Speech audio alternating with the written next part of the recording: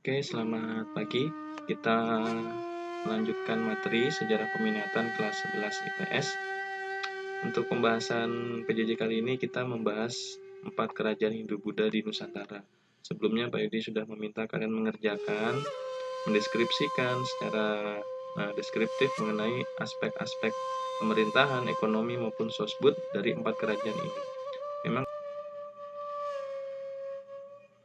yang pertama adalah Kerajaan Sriwijaya, kerajaan yang bercorak agama Buddha yang berada di Sumatera.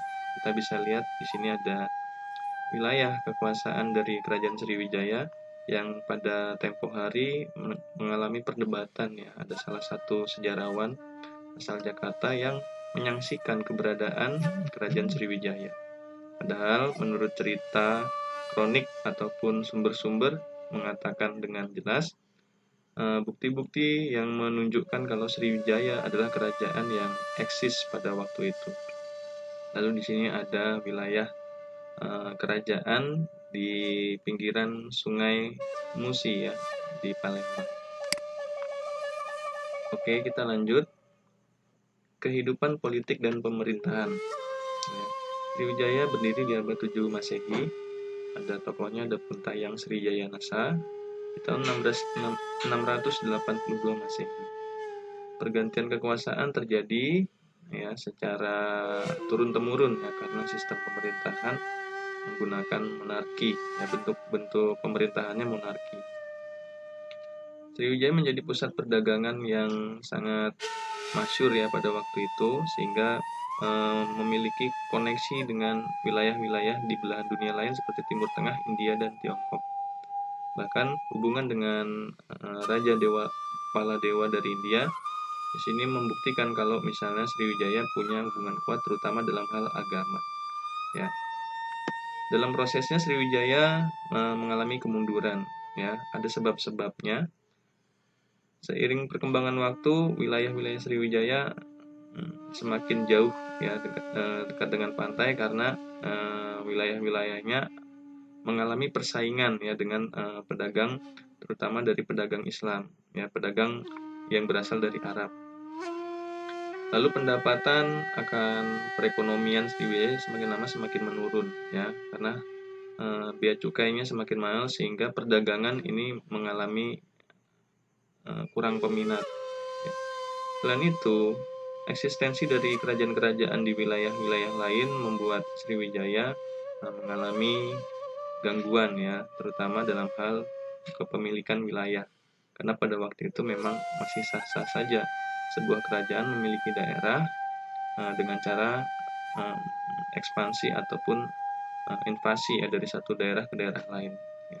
Selain itu juga banyak terjadi pemberontakan di daerah yang bertujuan untuk memisahkan diri. Sama seperti kerajaan-kerajaan lain nanti ya, bahwa kehidupan ekonomi masyarakat pada waktu itu menggantungkan hidupnya dari perdagangan dan juga ada pertanian. Ya, selain perdagangan, pertanian merupakan komoditas yang sangat diunggulkan dan sangat diandalkan. Pada waktu itu, Sriwijaya memang memiliki pusat perdagangan dengan dibuktikan adanya pelabuhan-pelabuhan. Nah, pelabuhan-pelabuhan itu seperti yang ada di Sumatera dapat menarik pajak atau bea cukai dari kapal ataupun barang-barang yang keluar masuk wilayah Sriwijaya. Ya. Lalu ekspor barang atau komoditas hasil bumi ke Arab dan Tiongkok memberikan perekonomian lebih bagi kerajaan ini. Upeti atau pajak dari daerah taklukan. Jadi pendapatan tersebut disebabkan karena kekuatan Sriwijaya pada waktu itu sebagai sebuah kerajaan yang benar-benar disegani. Bagaimana dengan kehidupan sosial budaya? Masyarakat Sriwijaya menganut Buddha Mahayana ya. Ada upacara-upacara ritual yang sudah diidentifikasikan dari prasasti-prasasti yang ditemukan di sana. Contoh peninggalan-peninggalan dari kerajaan ini adalah Candi Muaro Jambi, Candi Muaro Takus. Candi-candi yang ditemukan identik dengan kedekatan letaknya dengan sungai ya, Sungai Musi, sehingga dapat dikategorikan bahwa kerajaan ini mengandalkan perairan di dalam melakukan kehidupan sehari-hari. Nah, prasasti-prasasti seperti Talang Tuo, Telaga Batu, Kota Kapur, dan seterusnya memberikan cerita bahwa Kerajaan Sriwijaya mengalami pemerintahan yang cukup baik dan besar, sehingga disegani sebagai sebuah kerajaan yang pada waktu memang berkuasa di wilayah Nusantara, terutama Sriwijaya. Lalu di sini ada Dasta Raja Sriwijaya, ya, sempat menjalin relasi dengan Wangsa Sailendra ketika dipimpin oleh Balaputra Dewa, ya, Wangsa Sailendra dari Kerajaan Mataram. Oke, di sini ada gambar-gambar prasasti, mungkin agak blur ya, tapi prasasti-prasasti ini menunjukkan kalau Kerajaan Sriwijaya memiliki kemampuan di dalam mengarsipkan cerita-cerita yang ada di kerajaan tersebut. Lalu di sini ada candi-candinya, kita bisa lihat berbeda dengan candi yang ada di Jawa Tengah. Candi-candi di daerah Sumatera lebih menggunakan dari bahan batu bata merah, ya. Namun karena kualitasnya yang lebih rendah dibanding batu andesit atau batu kali, candi-candi ini banyak mengalami kerusakan, ya, meskipun dalam prosesnya pemerintah setempat ini melakukan pemugaran terhadap candi-candi tersebut. Berikutnya adalah Kerajaan Mataram kuno di Jawa, di Pulau Jawa, tepatnya di Jawa Tengah dan Jawa Timur. Kerajaan Mataram kuno bercorak Hindu-Buddha, kita bisa lihat wilayahnya lebih pada di Jawa Tengah. Lalu di sini ada Yogyakarta, ya, di sini ada Gunung Merapi, Merbabu, Yogyakarta, Jawa Tengah, Semarang. Lalu pada waktu itu di sini ada selat, ya, masih dialiri air, namun menjadi pusat pelabuhan juga di sini. Terus sekarang sudah menjadi daratan. Lalu pindah nanti di abad 10 sampai 11 ke Jawa Timur. Oke, kehidupan politik dan pemerintahan Kerajaan Mataram. Kerajaan ini adalah kelanjutan dari Kerajaan Kalingga di Jawa Tengah.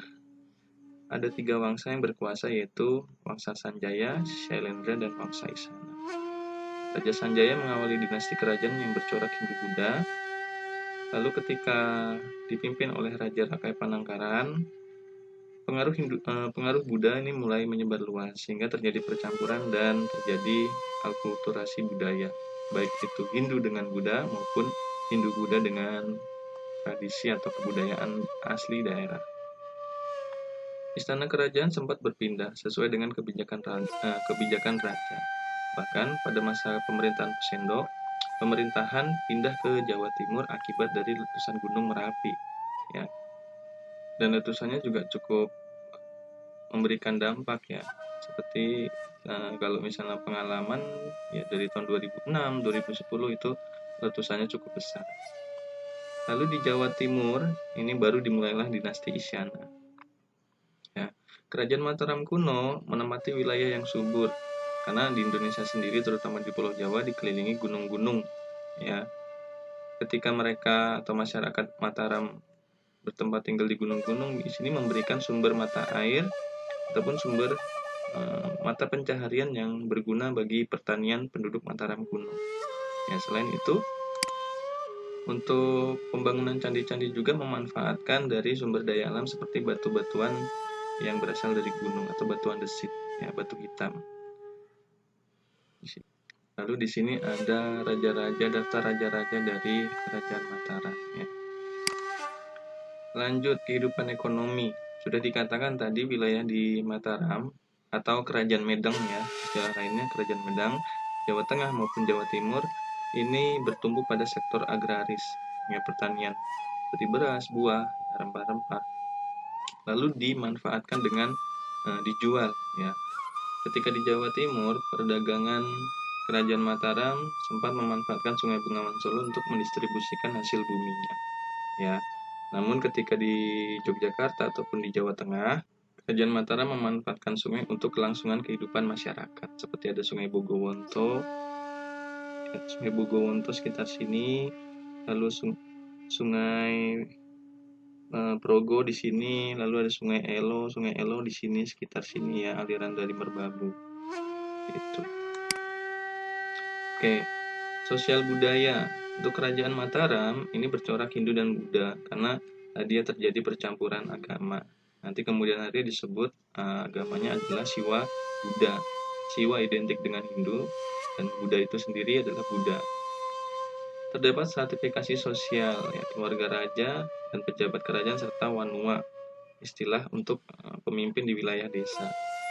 Kehidupan sosial masyarakat hampir sama seperti yang terjadi di India sana, terjadi kasta-kasta. Namun yang ada di Indonesia ini menyesuaikan dengan kehidupan ataupun tradisi kebudayaan lokal, ya.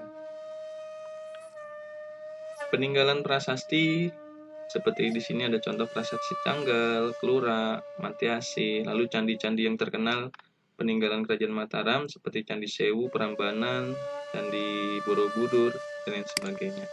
Kita bisa lihat di sini Candi Arjuna, Gedong Songo yang ada di Jawa Tengah, ya. Candi Borobudur juga Jawa Tengah, Candi Prambanan perbatasan Jawa Tengah dan Yogyakarta, sedangkan Ratu Boko di Yogyakarta. Ya, kalau misalnya kalian melancong ya, ke daerah Jawa Tengah ataupun Yogyakarta, sempatkanlah untuk bersuap foto di tempat-tempat ini karena memiliki view atau pemandangan yang bagus juga. Oke, lanjut. Kerajaan Singasari yang ketiga, kerajaan Hindu-Buddha di Jawa.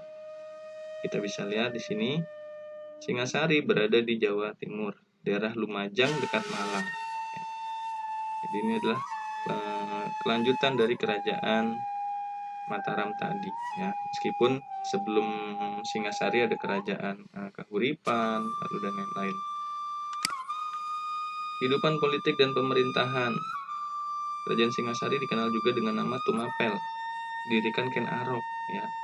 Nah, pernah mendengar cerita bahwa terjadi saling membunuh ya antara Ken Arok, lalu ada Anusapati, lalu Tohjaya terkait pemimpin atau raja yang ada di Singasari. Ya, namun itu adalah salah satu cerita yang sangat bersejarah yang bisa kita ingat juga bahwa ketika seseorang memperoleh atau memiliki kekuasaan, bukan dalam arti kekuasaan yang diperoleh dengan cara baik-baik, maka keberadaan dia sebagai pemimpin tersebut juga tidak akan baik. Buktinya adalah Ken Arok ketika memiliki kerajaan karena hasil dari kejahatan, karena membunuh, ya kan, membunuh suami dari Ken Dedes, maka berikutnya Ken Arok juga mengalami hal yang serupa. Oke, di sini ya kita bisa lihat wilayahnya, daerah Lumajang, Malang. Punya kebijakan gagasan cakrawala, kebijakan luar negeri untuk memperluas wilayah. Kemudian hari kerajaan ini hancur oleh serangan kerajaan Kediri pimpinan Jayakatwang. Oke, lanjut. Kehidupan ekonomi masyarakat kerajaan Singasari sama seperti sebelumnya mengandalkan perdagangan dan pertanian, ya. Tidak mungkin kan mereka mengandalkan perkantoran atau sekolah karena belum ada, ya, kecuali di bidang agama. Mengandalkan Sungai Berantas sebagai salah satu akses untuk menuju pelabuhan sehingga perdagangan di kerajaan Singasari cukup maju, ya. Hasil-hasil bumi seperti beras, kayu cendana, dan rempah-rempah bisa didistribusikan menuju pelabuhan untuk diekspor atau dijual ke pihak luar atau bangsa asing. Sisi sosial budaya. Kerajaan Singasari pada awalnya mengalami kesejahteraan yang cukup, ya, karena diperhatikan, ya. Kemerdekaan atau memperoleh kedaulatan sebagai sebuah kerajaan diawali oleh Ken Arok. Namun di kemudian hari terjadi konflik kerajaan, ya kan, tadi pergantian kekuasaan dengan cara keji, ya, sehingga menyebabkan kepentingan masyarakat ini agak terabaikan atau tidak diperdulikan. Namun ketika Raja Kertanegara memimpin, Singasari semakin memperbaiki kerajaan, stabilitas politik ekonomi ditingkatkan, ya. Bahkan pada masa Kertanegara juga Singasari berusaha untuk memperluas wilayahnya. Masyarakat yang menganut Siwa Buddha memiliki keahlian dalam membuat candi dari bahan batu bata. Nah, pada masa di Jawa Timur ini, Kerajaan Singasari selain menggunakan batu andesit, ya juga menggunakan batu bata. Oke. Peninggalannya seperti Candi Kidal, Candi Jago, kita lihat langsung saja ya. Nah, di sini ya. Ada Candi Jago, ini masih menggunakan andesit. Ya, Candi Kidal andesit, Candi Singosari juga andesit ya. Namun ada beberapa peninggalan seperti arca atau prasasti yang menggunakan batu bata merah. Ya, di sini penampakan di Jawa Timur ada Gunung Arjuna Welirang, ini Arjuna Welirang, lalu ada Gunung Penanggungan. Dan candi-candi tersebut tersebar di lereng Gunung Arjuna Welirang dan Gunung Penanggungan ya. Oke. Yang keempat, Kerajaan Majapahit ya, bercorak Hindu ya. Kerajaan ini dianggap sebagai kerajaan yang memiliki inventaris yang cukup lengkap ya untuk peneliti sejarah. Wilayah-wilayahnya juga bisa kita gambarkan dalam kehidupan sekarang ya. Ibu kota Majapahit berada di Trowulan ya, dekat Mojokerto, Jawa Timur. Lalu wilayah-wilayah dari Sumatera, lalu Kalimantan, Sulawesi, Maluku, Papua ya, Papua Barat. Bahkan di sini Singapura, Malaysia, ini termasuk adalah wilayah fasal ya, fasal atau wilayah bawahan Majapahit. Ya. Kehidupan politik dan pemerintahan. Raja pertamanya adalah Raden Wijaya. Keberlanjutan dari Kerajaan Singasari. Digantikan Jayanegara. Ya, pada masa Jayanegara muncul Gajah Mada sebagai sosok militer ya, disebutnya Bayangkari, penjaga kerajaan, diangkat menjadi patih karena berhasil menumpas pemberontakan. Memiliki sumpah Amukti Palapa, ya, sumpah untuk menyatukan Nusantara sebagai satu kesatuan. Lalu pada masa Raja Hayam Wuruk, Patih Gajah Mada ini memiliki peran yang cukup besar untuk membawa Majapahit menjadi kerajaan yang disegani dan memiliki wilayah yang sangat luas di Nusantara, ya sampai di wilayah Asia Tenggara. Namun di kemudian hari ada yang namanya Perang Paregreg, konflik internal perang saudara. Sini membawa kemunduran ya. Yang namanya perang saudara, apalagi konflik internal ini ya berbahaya ya. Bahkan keluarga kecil saja ketika ada konflik internal bisa merusak hubungan keluarga tersebut. Ya bahkan ini sebuah kerajaan ya, kerajaan besar. Ya. Pada akhirnya Majapahit semakin sulit bertahan. Oke, lanjut. Di sini ada wilayah Majapahit di Pulau Jawa khususnya. Ada Trowulan. Ya. Trowulan adalah salah satu situs yang memiliki peninggalan-peninggalan yang cukup banyak ya ketika digali. Daerah di Mojokerto terdapat situs-situs seperti barang-barang, candi atau petirtaan, ya, arca dan lain sebagainya. Ada yang terbuat dari andesit, tetapi mayoritas terbuat dari batu bata merah. Ya. Oke, di sini ada raja-raja yang berkuasa di Majapahit sampai Raja Brawijaya V. Oke, lanjut kehidupan ekonomi. Sama seperti Singasari sebelumnya, Majapahit juga mengandalkan Sungai Berantas di Jawa Timur untuk sarana transportasi dan perdagangan. Pelabuhan besar dibangun di Tuban dan Surabaya. Nah, pelabuhan ini menghubungkan dengan wilayah Nusantara lainnya, seperti yang ada di Selat Malaka, Selat Sunda, Maluku, dan sebagainya. Komoditas pertanian berperan dalam memberikan hasil bumi untuk diperjualbelikan di pasar internasional. Ya. Lalu Majapahit juga diketahui dari sumber-sumber bahwa sudah mencetak uang sendiri, ya, disebutnya kepeng dan ada juga gobok. Majapahit termasuk kerajaan besar dan mendapat pemasukan dari pajak perdagangan. Ya. Oke. Lanjut kehidupan sosbud. Meskipun bercorak Hindu, kehidupan masyarakat yang beragama lain dan kepercayaan asli dijamin keberadaannya. Punya simbol slogan ya, Bhinneka Tunggal Ika di dalam kitab Sutasoma, menggambarkan keadaan Majapahit pada waktu itu yang berbeda-beda tapi tetap satu untuk mendukung kejayaan Majapahit. Punya karya sastra ya, tidak banyak tidak banyak yang bisa diperoleh oleh para sejarawan dari kerajaan-kerajaan yang ada di Indonesia, kecuali kerajaan Majapahit ini. Ketahui ada kitab-kitab yang bisa ditelusuri dan didapatkan, seperti yang terkenal ada Negara Kertagama, Kertasoma, Arjuna Wiwaha, dan lain sebagainya. Oke. Peninggalan bangunan seperti Candi Panataran, Candi Tikus, Brahu, situs Trowulan yang paling besar yang ada di Jawa Timur. Nah, ini adalah candi-candi peninggalan dari Kerajaan Majapahit. Kita bisa lihat ada perbedaan candi di sini dengan candi di sini, yaitu mengenai bahan pembuatan candi. Ya. Bajang Ratu dan Candi Tikus adalah salah dua candi peninggalan Majapahit yang berbahan batu bata ya.